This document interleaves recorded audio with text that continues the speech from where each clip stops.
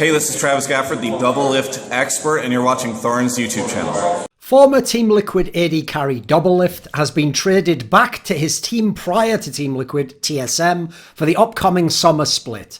Now, with Team Liquid, he won 4 LCS titles in a row, made the MSI final, but he did struggle individually this last split. He even was at one point in time benched for, ironically enough, actually, the former Academy AD carry of TSM, funnily enough. Much like Doublelift, the team also struggled, failing to even make the playoffs despite all that championship success.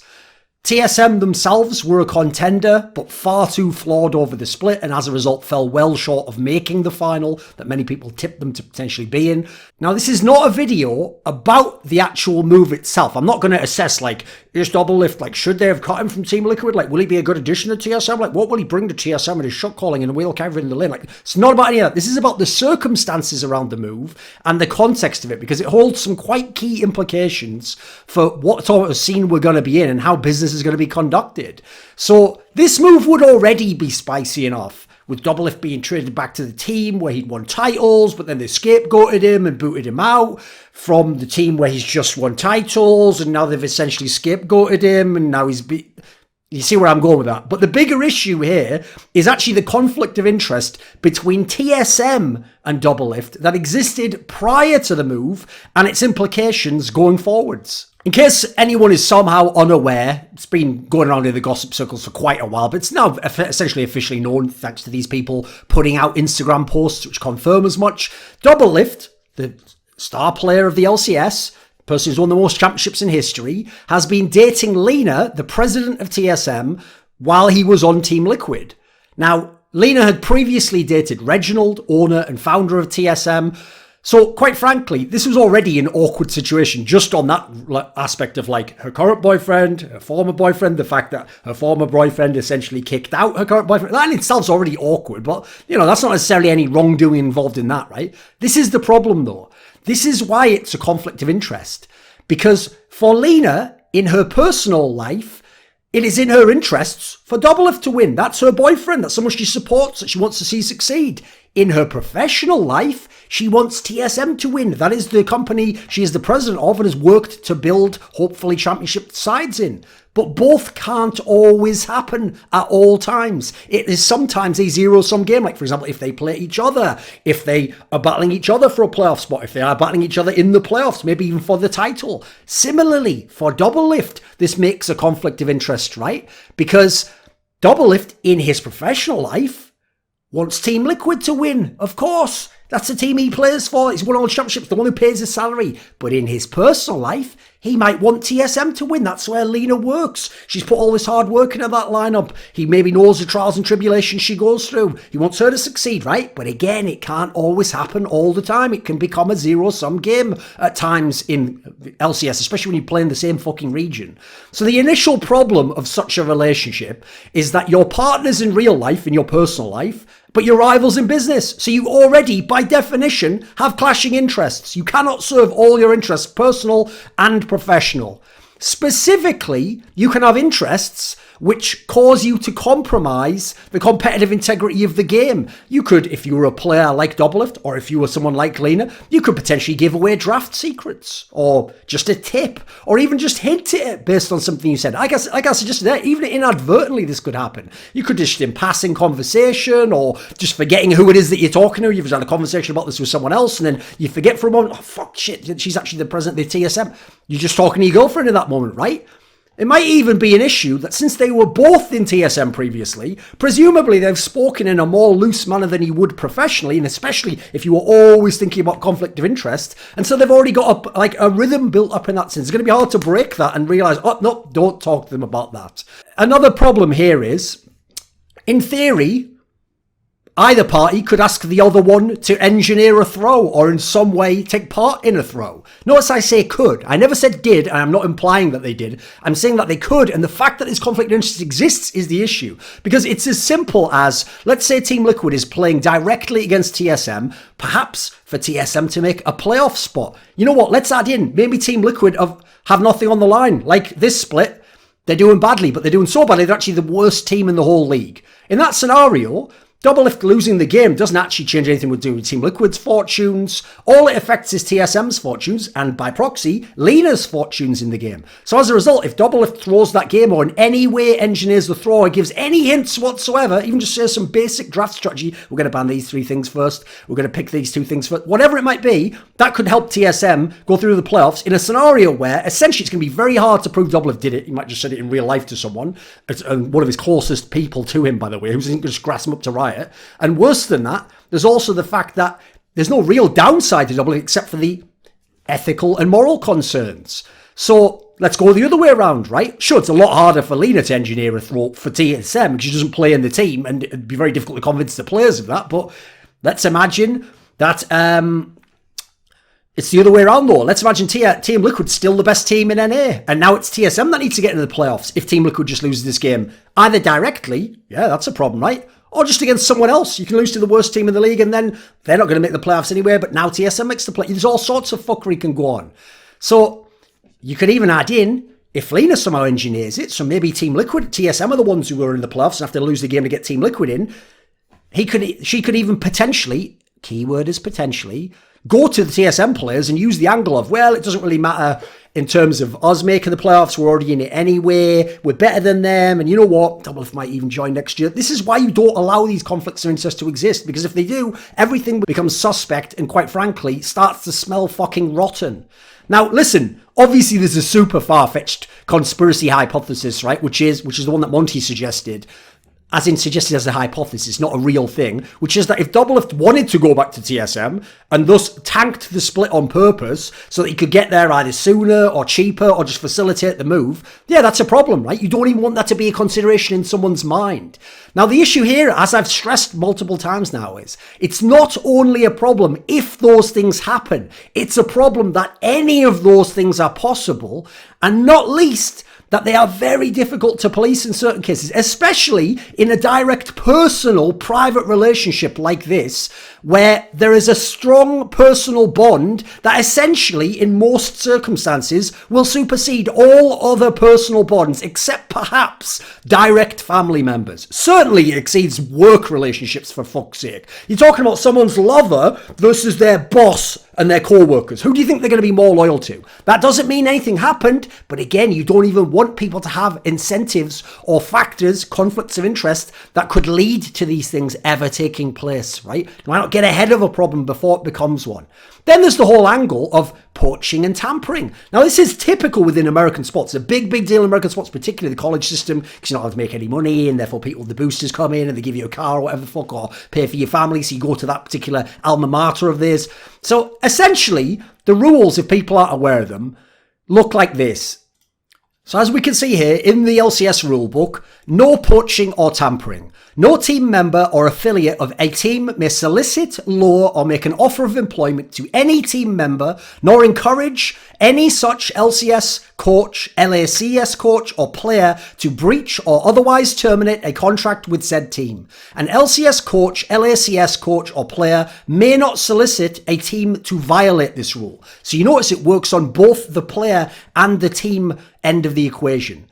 So essentially, you can't talk directly to the player or influence them to join your team or leave their current team. If an organization wants to sign a certain player, they have to contact the organization who has that player under contract, request access to even begin to facilitate the initial conversation, which at some point very early on is going to involve the sentence, "Would you even like to play for our team?" This is one of the reasons why it's so hard to enforce, and essentially people get incentivized by not enforcing this shit. Because as a result, if you're waiting around for them to say yes, and the other guy's already talked to him and he knows, oh, he already said no, I don't even have to waste my time asking the org now. Or if I know he says yes, now when I contact the org guy, I might even have an edge on my negotiation. I know he wants to join my team. So the problem here is how tricky this is to enforce. Much like insider trading in the stock market, people kind of know what's going on, and as a result, it's heavily scrutinized, and a lot of circumstantial evidence will get you fucked up, and if they don't have direct evidence, because they're trying to so heavily penalize people who abuse these conflicts of interest. So in this particular case, they're trying to de-incentivize people to use these particular leverage points that could potentially compromise them morally or ethically. integrity, or in this case, in terms of the league's rules, competitive integrity. So it's key to understand how deep this goes. In theory, you can't even, as a player or a friend of a player or a different team member talking to another player from another team, you can't even say something like, oh, you know, Broken played he's kind of sick of playing with us, you know, you're probably going to find another team like Split. You can't even say something like, you know what, I wish I could play with you in C9 this summer, Licorice. Wouldn't it be cool if the two of us played together? I'd be like the dominant AD carry, you like to play weak side of the map and all the bruises and tanks. You can't even say that. That alone could be considered tampering. If they found evidence of that, you, in theory, could get fined. You could get some sort of a punishment. You could have one of those investigations against you. Now, the biggest issue of all is that it's Riot who are the ones who've made this such a big deal in esports. In CSGO, this doesn't even exist. It essentially is never a case, and nobody enforces any of it. But Riot has continually whipped their dick out and slapped people around the face with it. Notably, by the way, even Bjergsen and Doublelift themselves, back in 2013, Bjergsen was essentially, it was implied he poached himself, and then Doublelift was punished for, I believe he actually was involved with, from memory, I know that Zion Spartan, later called Darshan, was one, but I think he was also even involved supposedly with them getting Skara as a coach. I think he was punished twice and fined twice for poaching back in 2014, Season 4. So Doublelift himself has even been accused, and in theory found guilty, of poaching by Riot themselves previously. It's not even like he has no track record of this sort of behaviour.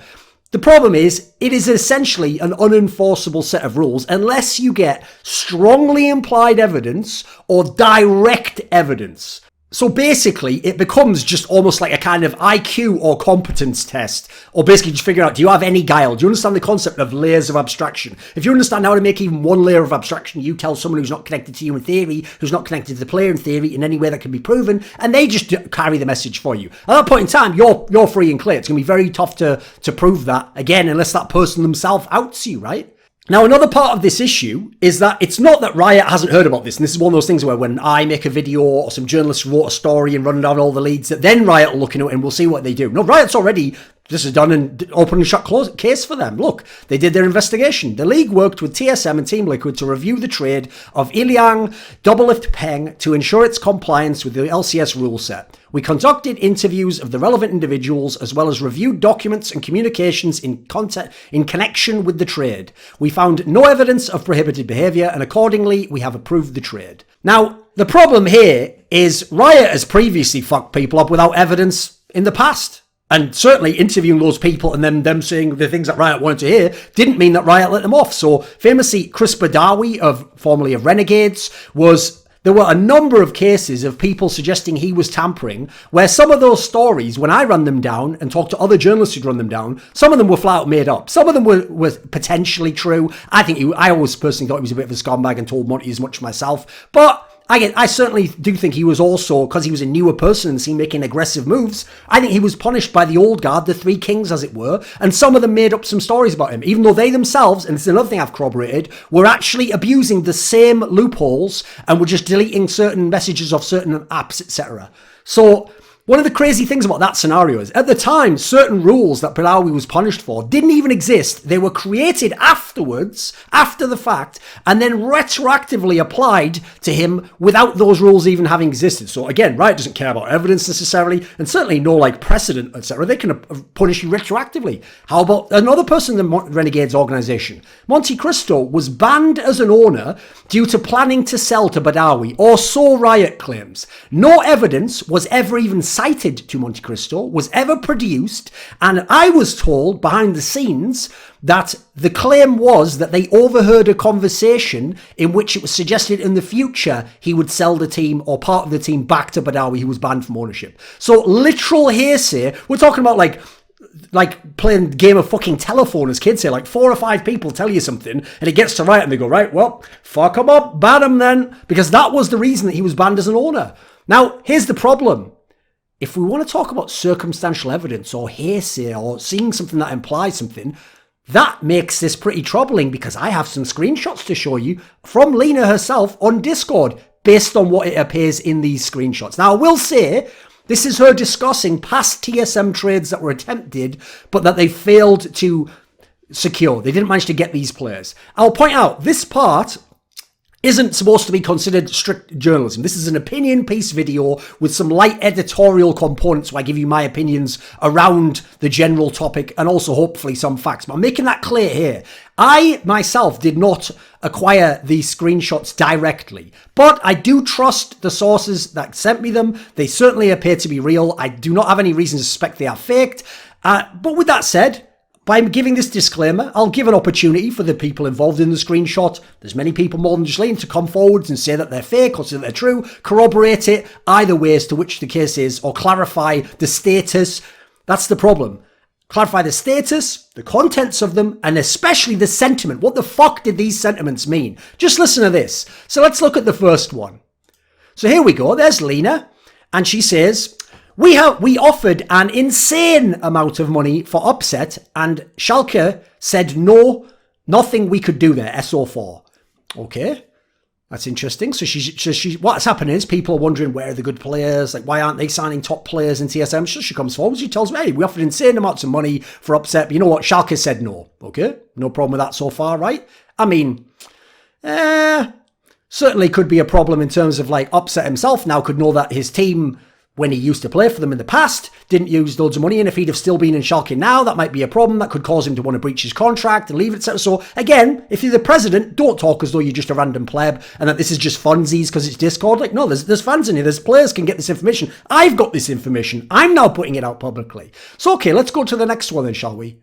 We approached a lot of EU players as well, but their contracts were still in play. Path wanted to get upset as well. Now, don't get lost, but the last part about Path talking about upset. It's the first part of the sentence that's fucking insane.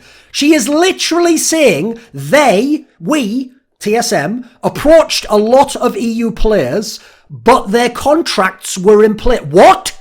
What the fuck does that say? You approached players, TSM approached players, but the reason they couldn't join is their contracts were in play. What do you mean were in play? Were in play. The direct implication of that, by the way, guys, is that TSM didn't go to the org and say, I'd like to talk to this player and sign him. And then the org say, well, he's under contract with me, because that doesn't make any sense. Of course he's under contract. There's a global contract database. And at this point, the team themselves, that's why TSM would have to contact them. This implies they just talk to the players and then the players basically suggest like, nah, I can't get out of my contract. Like, nah, my contract lasts a few more years though. Like, nah, it's not as easy as you think though. Then they went to the team, Schalke and the kids were upset. And then Schalke said, no amount of money will do it. That's fucking outrageous. The implication is mental there. That's worse evidence, circumstantial evidence, than I've seen people get banned, punished or fined for in the past with Riot Games. So okay, let's go to another one, shall we? Here's one for you. So up at the top, she says, we tried to buy out Vulcan before Smoothie.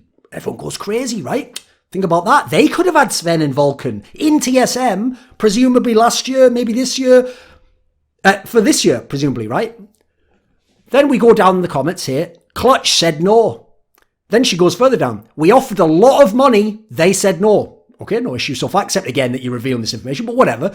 At the very bottom, not because they didn't want to join TSM. What the fuck is this? This is a direct conflict of interest. Like, what you are saying there is we tried to get Vulcan to join before. Okay, no problem there. But Clutch said no. All right, end of story then. But he did want to join them. How would you know that? You mean you talked to him directly? You mean that after Clutch said no, basically it was obvious that this person wanted to join? How do you know that? Do you personally know it? Did your players find out? In which case they've been poaching, by the way. Like, this is the point. This is why those rules are very tricky to enforce, because this sort of stuff, how much more evidence could you hope for than this? This person's fucking dry snitching on themselves. Or is that called like snitching in reverse? I can't remember. What I think.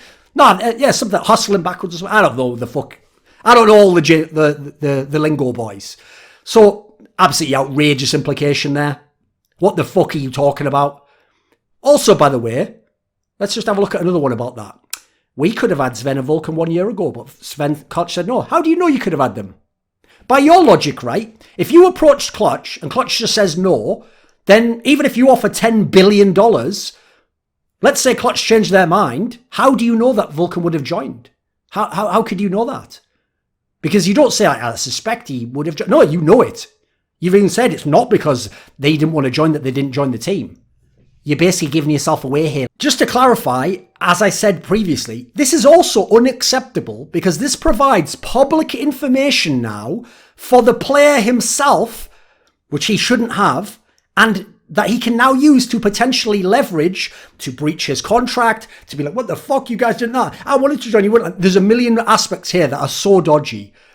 My issue here is this. I would prefer that Riot just outlaws these kinds of personal relationships with people in certain professional capacities. I have no idea what the legal status of that would be, whether you're even allowed to, but if you know anything about hiring and firing practices, there's always a way you can fire someone and let go of them without that being the official reason. You just do it behind the scenes to keep things the way you want it to be. Because the problem here is this, just like with pro players, all you have, I always say this to pro players when I hear about one of them having drama with a girlfriend, or this guy fucked the other one's girlfriend. TSM would obviously know nothing about this, right? And I always say to the pro players, guys, all you have to do, the only people in this entire world you can't fuck or date is your teammates, coaching staff, and owners, ex-girlfriend, current girlfriend, relatives, / family members.